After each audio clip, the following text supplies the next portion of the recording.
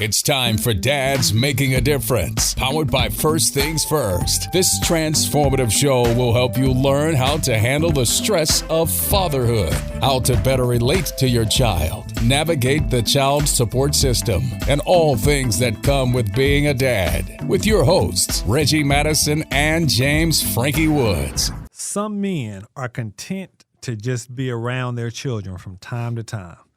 And there's other men that are determined to be a strong father. And then there is our guest today, who's not just about being a strong father, but also about helping other dads be uplifted, stay connected, and make a difference in their own community. He is the leader of the Dads Making a Difference alumni leadership team, the team which is about developing leadership skills, serving the community, and networking. Today, we welcome to the show Mr. Larry Daniels. Let's go. Hello. Let's go. He is back in the building, y'all. He is back. Put your belt on, man. Yes, sir. You got the shirt saying we repping today? We repping, man. Okay, let's go, man. Yes, sir. So before we get going, tell us a little bit about you, man. Tell us, who are you? What do you do? What's your family makeup? That kind of thing. Larry Daniels Sr. had 2 boys, never married.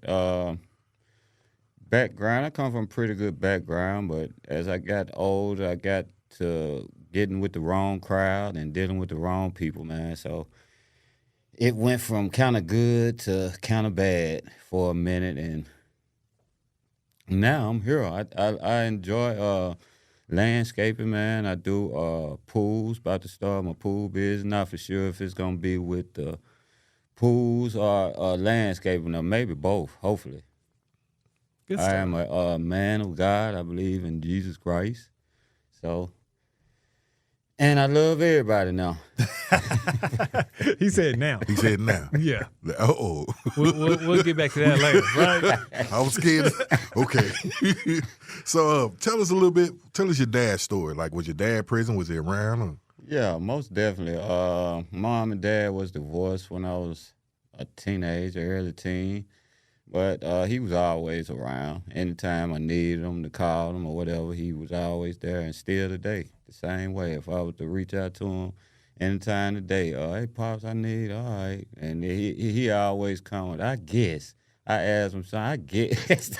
That means yes. So, yeah, it was good. I had my father. He was there, man, But I didn't stay with him. I would go with him from time to time. That's why nowadays I look back and I have so much respect for my moms and seeing, the situations or whatever, learning.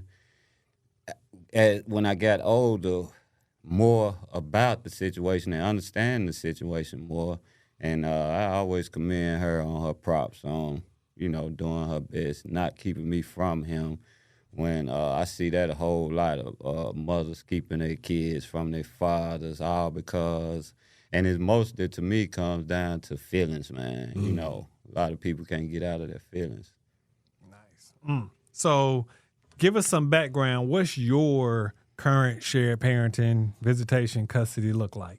And where did it start? What was it? Tell us a little bit about how it got to where it is now. It stems from a breakup, and separation first, that comes, and then comes the part about, I think more about the feelings being involved, because for a while I was at a dark place feeling like, I'm so hurt and I'm going to do this out of spite or whatever like that, and the maturity kicked in on my part, so I had to be strong, and I went, first I wasn't able to see my kids, and a lot of people were telling me, man, instead of you stressing, just go to court, man, because you do have rights. And that's why I was introduced to Reggie and his dad's making a difference. So it's been a journey for me, man, from then 8 years ago to where I am right now, because I've been going through it for 8 years, and it's still kind of lingering, little stuff lingering still in the air still. How old are your boys? I have a 8-year-old and I have a 15-year-old, Levin Daniel and Larry Daniel Jr. So you said it's been going for 8 years. So And I do have joint custody right now. I have went back for legal custody fighting for like far as the mental issues and stuff like that, you know. Gotcha. So what was the biggest challenges for you going through that process? Man, the biggest challenge for me, I would say, man, just going to the court, man. You know, my first court appearance, not knowing what to expect, because I done been to court plenty of times before, but it was nothing. It was something that I did, not nothing that I'm pressing, you know, to be in court. But I was nervous that first time, man. I went to court. I was kind of nervous, not knowing what's gonna come out of it. But you know, I like I said, I'm a man of God, and I pray about stuff. And that was the main struggle with me, that first court day, not knowing, man. And you know, and when I first started this, I didn't know nothing like what I know now about parenting, about us men as fathers having rights to our kids. And you know, that's why I like to spread that, you know, because still, if I didn't know it, still a lot of more people right today don't know this, you know what I'm saying? So my little voice, it might don't mean nothing, but you will hear it, you know? Right. Hell, what does it feel like for a man being in the courts? Man, it's hard. I mean, it was hard at first. Now, I guess it's not so hard because of my research and my reading and going through this and like evaluating the whole stuff. I mean, a whole lot of stuff, man. And that's what it is. Right. I'm listening to you. I can just tell a lot of structure comes from your father. Yeah, well, my father and my grandfather, man. Okay. I could never leave. It's my always the grandfather men. out. Yeah, because my grandfather, he molded me, man. Like I said, I was telling Reggie earlier today, man, we be out there playing basketball. We grew corn, beans, anything garden that you can grow. We did it. And I'd be up there shooting 21, something that you don't hardly see the guys in the neighborhood doing nowadays. You know what I'm saying? And I see that car coming. And I had to try to duck and run because I know he want me to ply this garden up, man, cut the grass. He want me to do something, man, you know. And that's why I be on my older son about right now, man, you know, that structure, man, and getting it. And then right now I feel like because I laid off for him a little bit, you know, because of the mental thing, man. When you dealing with stuff with the parents and you just not seeing eye to eye, not saying wrong or right, but if you just not seeing eye to eye, man, that bothers a child mentally, man. Right. And me being attuned with my kid, I'm able to kind of decipher the difference, man. You know what I'm saying? As far as the facial expressions, their body language, and that's what I used to feel like. Dang, when I used to do stuff, and I would lie to my moms, and she was looking, boy, you lying. I'm like, how she know this? You know what I'm saying? But I wouldn't know none of that if I didn't see that right today. You know what I'm saying? With my kids. So, like, that's a trip, man. Man, so what is, to you, the things you're trying to pour into your kids, especially when you look back at what your parents, your granddad, that poured into you? Man, being a man. You know what I'm saying? Because it's so much influence out here in these schools, man. And I was a child before. I was a little boy before, and I picked up on a lot of stuff that I shouldn't have been picking up on. And my main thing is to them, that I preach to them, and both of them will tell you, man, pay attention. You know what I'm saying? Be alert about your surroundings and what's around you and everything. You know, just pay attention, because you'll learn a lot by just paying. A person will tell you and show you who they are if you're paying attention to them. You know, and that's what I be on them about, that first and foremost, man, you know, and coming into manhood, you know, things that they should know that I feel like I have to tell them as a father, you know what I'm saying? So I try to pour it on, and my 15-year-old, he been staying with me going to school during the week and go back with his mom's on the weekend, and it's hard, man, you know what I'm saying? I tell them, man, you need to do this. You need to be on this regular. Get your routine going, like getting your school clothes ready that night. You know, a lot of parents and kids that he be around don't get that. You know what I'm saying? And that's why I try to tell them to kind of do away with all of that stuff that you're saying with them. You have to be accountable for you and yourself, you know, and be that person, be the leader. And that I stress that too much about confidence and believing in yourself. Because if you don't believe in yourself, ain't nobody I'm not going to believe in you. Nobody else really ain't going to believe in you, man. They might will at first until they see, but it's all about you as the individual, and that's what I teach my boys, man. A lot of young men, like I say myself, we was teaching from trauma. Mm-hmm. And so now I'm actually trying to break that right now with my sons, because I'm listening to what you say, and shout out to Jeremiah. I always say my son I'm going through the same exact thing. Mm-hmm. And so the things that applied at my house also apply at your mama's house. Right. So that's the biggest barrier that I have as a father when it comes to my situation. Mm-hmm. But now, like I try to tell him, I said, who was your first coach? Your father was. Right. And the same reason that you give these coaches on that football field, your RTC coaches, you give them love and respect. Why you can't give your parents that? And so that's my biggest barrier right now, is just that part. And when it comes to that structure, man, they don't like it. Yeah, they don't. And I have to bag out sometimes, man. And I was just like, this probably like a week ago, and I was like, man, I can't do it, because if I bag up, then that's me giving up. Mm-hmm. So whether he like it or not, this is what you gonna do, and this is what we doing. You know what I'm saying? I'm the man, Right. So it's funny you say that. How does that work? Like, how do you deal with the fact that he's with you most of the time, and then he's with his mom, and that whole dynamic's different? Like Frankie said, it's obviously they don't have to do the same kind of structure. It's that, and because with my baby boy now, you know what I'm saying? That's why I get so in the point where I don't get to see him enough. You know what I'm saying? I don't get to spend time enough to like level that off. You know what I'm saying? Because we have two different households, man, and it's like, I'm teaching you this, but then when you go there, it's different. And I express that to them time after time again. What you're accountable for here, you are the same at your mama house. Whether I'm there or not, this is you, once again, like your character, who you are. You know what I'm saying? So I'm still dealing with that right now, because, like, I won't get into detail, but it's like with my baby boy, man, and it's a mental thing, and a lot of times, man, it be so pushed on him where I have to feel like I have to bag up just to keep him sane, keep his mind where it need to be, you know what I'm saying, and not saying something sometimes just trying to protect him and his feelings, because, them kids, they look and they pick up a lot, man. If you got kids, man, and you sit there and you be talking and not pay them attention and just look and just happen to look over them, they gonna be dead in your mouth. Definitely. Another thing I want to ask you is, what do you do when, like, this is what I say to my son. I ask him to call me every day he get out of school. Mm-hmm. And I say, listen, I can call you too.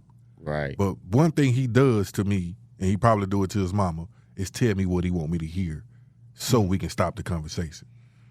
So I know you go through that. What do you do, and what could you share with these fellas in this word? Well, it's to that point, man, where, I mean, you trying to talk to them and tell them.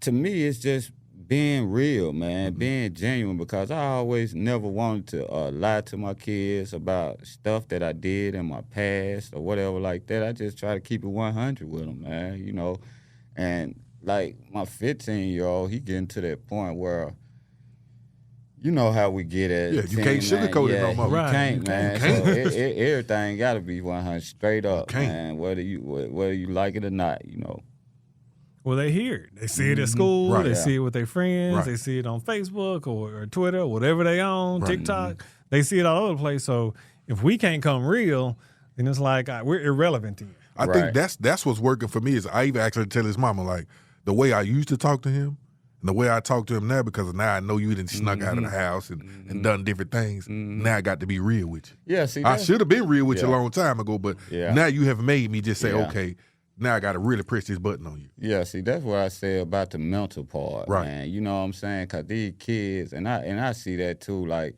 with both of my kids when they were growing up. Because like I said, it's been 8 years in the making, man. It's still a little bit still lingering. But just giving them that advice, man. You know what I'm saying? Giving them that father spirit, because them kids, and you can't knock the kids, man. And now I know it's probably a lot of parents out there get mad at their kids for the answers that they might get from them, but you shouldn't. You know what I'm saying? Because they being a kid and they love their mama and they love their daddy. You know what I'm saying? So it's all about you as an individual, and what we on is dads. You know what I'm saying? Men as an individual, man, and being straight up about everything, man. You know. So what made you? When did you start taking this fathering thing so seriously? And I'm not saying that you was being a slouch father, but I mean, this brother, he would talk about books he been reading. Yeah. Like what happened and what made you just take this thing so seriously? Man, it was the research, man. You know what I'm saying? It's the learn, cause reading is learning, man. You know what I'm saying? Like my baby boy, he always been in the top of his class reading. He's smart as I don't know what, man.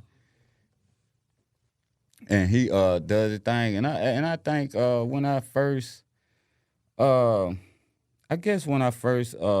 introduced to this program, one of my partners introduced me to the program. You gave me your number to call you, Reggie, and it just got real. You know what I'm saying? It got real because a lot, like I said, man, again, man, a lot I did not know as a father, man, like our rights. But it's so bad that we have to go to court to instill our rights or get our rights instilled. But that's just where it's set up right now because, lack of our men, what we supposed to do, lack of that, man, over the years, because I'm old school, man.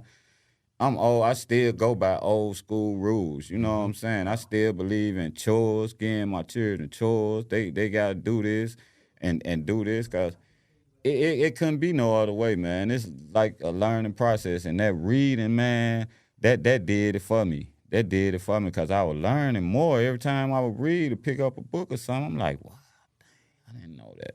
Just like if I'm reading the Bible, something that I look over, I go back, oh, yeah. The understanding, I'm like, oh, okay. Yeah. And it could be good. I done slacked off my reading, man. But I need to get back, like I said, I need to get back doing more what I'm here to do with the community, man. On this dad's making a different thing, making moves on that. I kind of slacked off on that, but I'm back now, going 100, here to serve, What's your vision? What's your dream? What do you feel like you have to offer? Well, knowledge, first of all, because, a lot of these guys, man, out here and in the streets, and I was in the streets once, in my life for a long period of time, you know what I'm saying? And I don't brag on none of it because it's all bad, you know what I'm saying? And I just want, what I can offer is that knowledge, man. And everything that I done picked up from my reading, everything that I done picked up off YouTube, I look at this video, that don't mean the next person done looked at it. You know what I'm saying? I can enlighten them on something that I done picked up on, man, that'll be beneficial to their lives. You know what I'm saying? And that's why, like, several times that I have been talking and to guys, and you know what I'm saying? And what really gives me chills is, like, they just like, and they listening.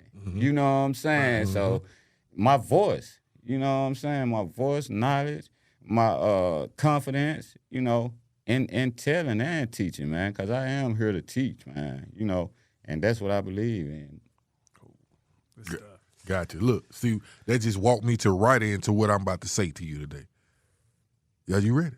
Yeah, I know you is. Hey, ready. When you ask me, am I ready? I know you ready, but let me enlighten you. Let me share this with you today, man. Listen, when I first met you, I saw your recording, and you was picking yourself up, and you was molding yourself. But today, guess what I get to say to you? What's that? I'm proud of you. Thank you, bro. For not giving up. Thank you, bro. For not quitting. Thank you, bro. For not throwing in that time. Thank you, bro. For giving me hope. Because when you met me and I met you, it was like, man, it was destined for us to meet each other. Right. And now look at us, we rocking out. Right, you representative of Dad's Making a Difference alumni. Yes. I'm teaching the class now. Yes. And that was in 2 years we started doing it. So I always try to tell fathers this: trust the process. Because you could be the Larry Daniels. Yeah. You could be the James Frankie Woods. Yeah. And we here to just advocate for you. So today it's about Larry, though. Yeah. So today we want to say thank you from first thing first to Dad's Making a Difference. Keep pushing. Appreciate Keep that, pushing. Bro. I'm gonna try my best, man. When people don't understand sometimes the perseverance that it takes, and I mean, I can remember you going to the course trying to get more time with your kid and walking out there, and the judge spent like 5 minutes on your case. Yes, man. Angry. Right. And didn't get you anything more. Angry. And now listen to him. Yeah. It's good, man. Spreading that gospel, It's bro. good, man. So truly thank you, man. So go ahead. Go ahead. All right, we got a few questions we're going to ask you. All right. Then we may get back to some other ones. But we ask this to every dad, every guest that comes on. What makes dads irreplaceable? Strength, man. Strength. Being strong, man. You know, you can't replace that. You know, you can't replace that teacher, man, that we are here to do. You know what I'm saying? We here to teach, man. We got children, if it's out of wedlock, if it's marriage, you know what I'm saying? We here to teach our kids, man, you know. And that's one thing you couldn't take away. You couldn't take, you couldn't take nothing, you know what I'm saying? 'Cause I love teaching, man, my kids too, man. Like I was help coaching the Dallas Cowboys 7 youth last year, man. I saw a lot of those boys over there at Calvin Donaldson today. And they was happy to see me, excited to see me, just like I was excited to see them, man. You know what I'm saying? And I can do this and be with these other kids and express this. I want to be able to do that with my own, you know what I'm saying? Mm-hmm. Freely, like, you know what I'm saying? I don't ask for much. So what is the funniest, craziest, most positive things you ever done with your boys? I'll tell you one funny moment I remember with my baby boy, man.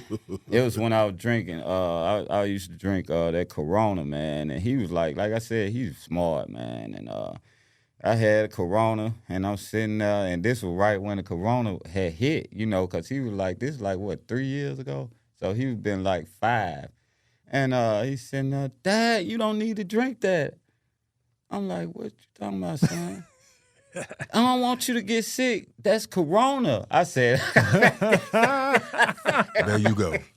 Man, he tripped me out with that, man. No, man, I just put the thing over there, man. I ain't even let him see me drink it no more, man. So you think you was drinking the coronavirus? Yeah, man. You know what I'm saying? Like, Dad, no, that's Corona, man. Oh, yeah, son, you was absolutely right.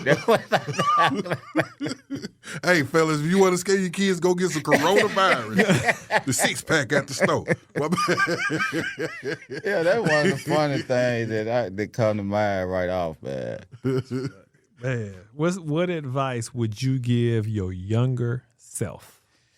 Probably the same advice I give my boys, man, to be alert, man, to pay attention to people, because if you pay attention to people, they will tell or show you exactly who they are in that one setting. You know what I'm saying? So I would drill that in my head, like watch out for snakes and phonies and everybody, even family. You know what I'm saying? Because family gets you more quicker than some of your partners will get you. You know what I'm saying? That's real. So I would tell myself that, man, just pay attention and you know.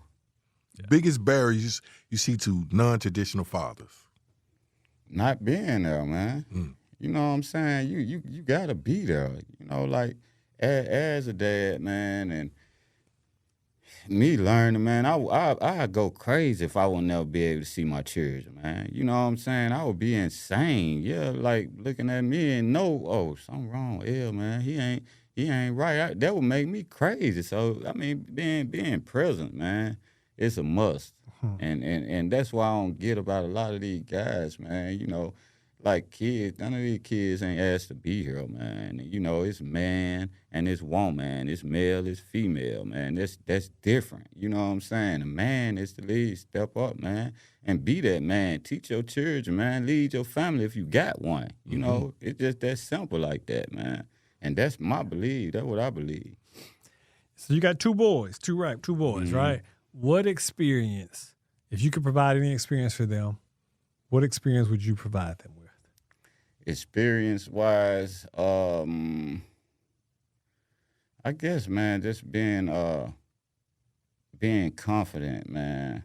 If that make any sense, being confident in anything that they doing, man, anything that they want to do. Like, I try to leave it open for my boys. Like, I never want them to feel like they cannot come and talk to me about anything. And I keep that in our conversation too, man, to keep them mindful of that. It don't matter if you think that this might upset me, if you feel like you need to talk, I would rather you talk to me. So don't worry about me being upset about something that you saying or whatnot, So yeah, that's good. Why to you is it so important for dads to just stay connected? It's important, man, because the children are our future, man. You know what I'm saying? The children, it's point blank. The children are our future. So as a father, you should be connected, man. You should want to know what's going on with your kids. You should want to know how their day was, or their week. If you see them every week, you should want to know these things. Be connected. That's the best thing ever, man. Because I be at times, man, and I'll be looking at my kids like, and they don't know I'm looking, and I just get to smiling because it'll be something that they doing. You know what I'm saying? It's just like, okay. I'm about to put this bug in your ear. Listen, and if you and your son listen to this radio show on Sunday mornings, the 15-year-old, what do you want to tell him today that's going to inspire him from this day forward? For my oldest son and my youngest exactly. boy. Larry Daniel Jr. and Living Daniel. I love y'all. And I want y'all to be confident. I want you to believe in yourself and be that leader that I always talk to y'all about being, not a follower, because all leaders was probably one time followers at one point of time. But I want y'all to step up and do what y'all got to do. Make your mom and daddy proud of you. Man, that's good stuff. Good stuff, man. Yeah. And, I mean, people don't understand, one of the reasons I love this show is because it gives dad a chance to leave their own legacy. There you go. You know what I mean? Because one day you'll have a recording of this. And your kids, your boys, they'll be 25, 30. They might have their own kids, right? And they can, and I mean, I hope you're still around, but you may not be around at some point. And they can just hit play. Go to YouTube or whatever it is at that point. Hit play, and you're passing some stuff down that your grandkid may one day look up and say, Dad, how was Granddad for real? That's what I be on, man. That's what I be on. I be on that for real. That legacy, man. That legacy, that sticks out with me. Yeah. Man, hey, I appreciate just, man, your diligence, the fact that not only you talk about staying connected with your kids, but you also help keep dads connected with each other. Because we know it's easy to isolate ourselves when things start going down, things start going bad. Right. And Larry's one of those guys that he'll call you and be like, man, I just, I need to pick me up. Or do you need to pick me up? Yep. And that's the kind of brothers we need. Because every father has those moments where he ain't his best. And you know there's another brother that's thinking about him, that kind of thing. So, man, keep making a difference. There you go. I appreciate that. I will, too. You've been listening to Dads Making a Difference, powered by First Things First. Join us for our next episode right here.